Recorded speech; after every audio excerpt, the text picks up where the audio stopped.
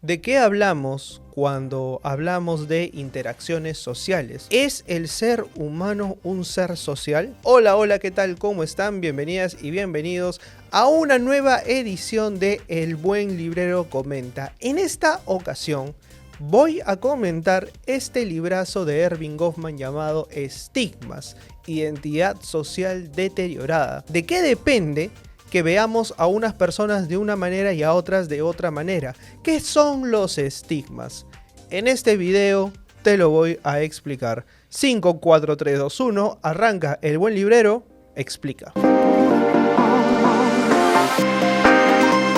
Partimos de algo. El concepto de estigma viene a ser la marca negativa que le atribuimos a otras personas de acuerdo al rol, a la categoría que le asignamos dentro de la sociedad. ¿Esto qué quiere decir? De antemano partimos que hay conceptos negativos asociados a determinado tipo de personas. Estos conceptos negativos tienen que ver con las funciones que pueden o no pueden cumplir. Por ejemplo, la discapacidad física. Se han dado cuenta, explica Goffman, que hay cierta conmiseración, cierta mirada paternalista por parte de las personas hacia las personas que tienen algún tipo de discapacidad física. Evidentemente, con el tiempo, las personas se han ido cuestionando este tipo de cosas y han actuado de manera diferente frente a las personas que poseen algún tipo de discapacidad física. Pero lo que Goffman analiza en este libro es justamente ese tipo de mirada que roza la lástima, que roza la conmiseración. Aquí seguramente muchas personas dirán: no, Gianfranco, yo no tengo ningún tipo de prejuicio, yo no tengo ningún tipo de estigma en ese sentido. Probablemente los tengas y no te hayas dado cuenta. Por ejemplo, Goffman cita el ejemplo de los ciegos. ¿Por qué cuando una persona es ciega hay personas que les hablan en voz alta como si trataran de hacerlos sentir también sordos? ¿Será que esto tiene que ver con un estigma? Claro que por supuesto que desde luego que sí.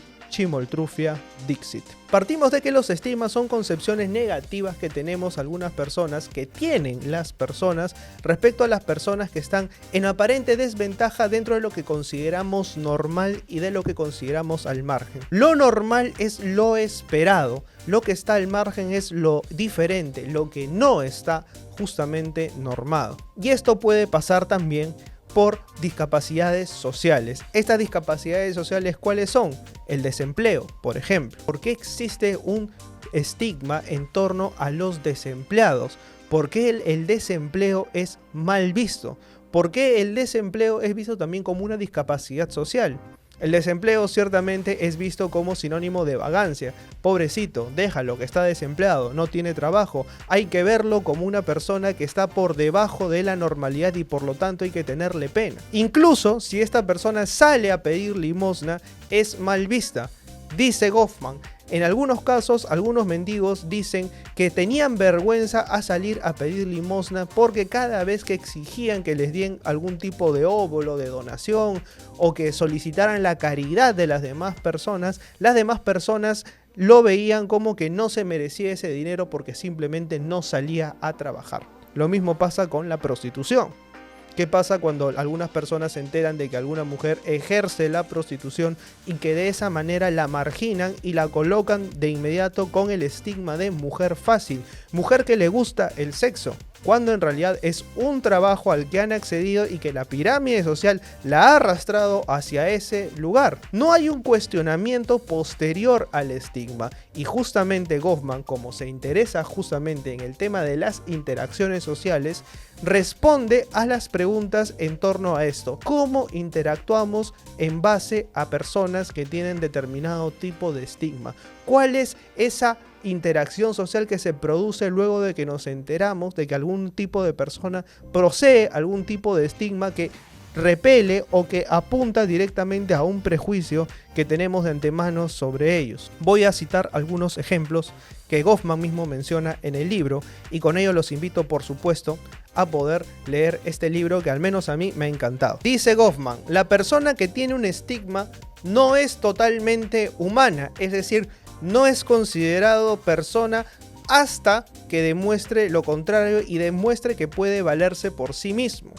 Construimos una teoría del estigma, una ideología para explicar su inferioridad y dar cuenta del peligro que representa esa persona, racionalizando a veces una animosidad que se basa en atraer otras diferencias, como por ejemplo la de clase social. La mirada que tenemos hacia las personas que están por debajo de lo que nosotros consideramos normal los hace ver prácticamente ante nuestros ojos y ante los ojos de la sociedad como perfecto sujeto de estigma, es decir, como un sujeto que en cualquier momento se va a convertir en una amenaza para la aparente normalidad.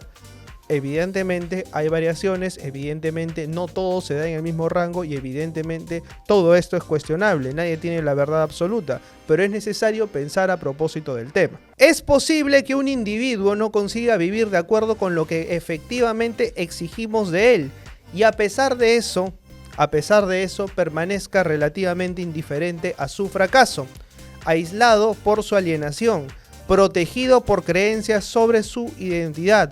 Siente que es un ser humano perfectamente maduro y normal y que por el contrario no somos del todo humanos. Esto se da sobre todo en las personas que, según Goffman, nacen con algún tipo de discapacidad y no se dan cuenta de que la tienen hasta que ven al resto y el resto les hace notar que son diferentes. Es decir, la normalidad es una cuestión para Goffman que se construye en base a interacciones y que impone determinado tipo de discursos que establecen qué es lo correcto, qué es lo incorrecto, qué es lo normal y qué cosa es lo anormal. En ese sentido, la discapacidad física y la discapacidad social asociada a cuestiones relacionadas a un determinado discurso decretan qué es lo que está bien, qué es lo que está mal y qué cosa es variable de acuerdo a determinado tipo de estigmas que podemos colocar sobre ellos. La sensación, dice Goffman, de ser una persona normal, un ser humano como cualquier otro, un individuo que por consiguiente merece una oportunidad justa para iniciarse en alguna actividad, puede ser uno de sus más profundos sentimientos acerca de su identidad. Es decir, mientras la persona más se esfuerce por parecerse a lo normal, esto es visto de manera positiva por parte de la sociedad. Pone un ejemplo clarísimo, una chica que perdió una de las piernas y que vuelve a ir a patinar. Entonces, mientras está haciendo el recorrido, toda la gente la mira con expectativa. ¿Podrá? ¿No podrá? Y cuando se cae, por cuestiones naturales, se le atracó evidentemente uno de los patines dentro del hielo, la gente acude a ella con la mirada de pobrecita, mira cómo se cayó. No conciben otra alternativa como esta de que evidentemente se le pudo haber atracado el patín y que está sufriendo un accidente como cualquier persona normal con sus dos piernas pudo haberlo sufrido. ¿Por qué hay una mirada paternalista, conmiserativa, detrás de estos estigmas? Cuestiones que Erving Goffman nos invita a plantearnos y que te invito, por supuesto, a leer. Vamos con 3 estigmas que Goffman no necesariamente menciona en el libro, pero que seguramente has escuchado en algún momento y que definitivamente conforman estigmas. A estos 3 estigmas les voy a poner las 3D. Contra los desempleados, y contra eso voy a recomendarte otro libro que te va a permitir hacer un match perfecto con este de aquí. Las formas de la pereza, de Héctor Abad Faciolince.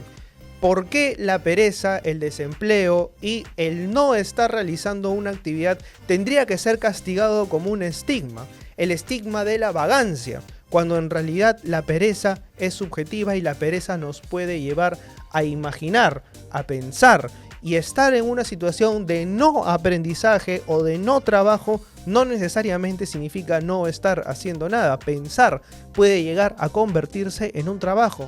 Por eso, Las formas de la pereza de Héctor Abad Faciolince es un libro que de todas maneras te recomiendo. Contra los divorciados, La gente decente de Lima. Ya habíamos hablado a propósito de este libro de Pablo Whipple del Instituto de Estudios Peruanos, que habla a propósito de los usos, costumbres de la Lima antigua. Cuestiones que han quedado arraigadas dentro del acervo cultural de los peruanos y que por supuesto marcan una pauta dentro de lo que es correctamente normado, lo que significa ser decente. ¿Es el divorcio admitido por Dios? No. Vamos 2 de 3. Tercera D, los deprimidos. Hay una cuestión con la depresión que tiene que ver evidentemente con un comentario y un estribillo odioso de todo el mundo que dice: la depresión es un estado de ánimo. Y no necesariamente es así. Creo que ya a estas alturas varias personas se han dado cuenta de que la depresión es una enfermedad y que esta enfermedad puede llevar a causas mortales, entre ellas evidentemente el suicidio. Y el libro que te recomiendo ahí es El hijo que perdí, de Ana Izquierdo, publicado por Editorial Animal de Invierno.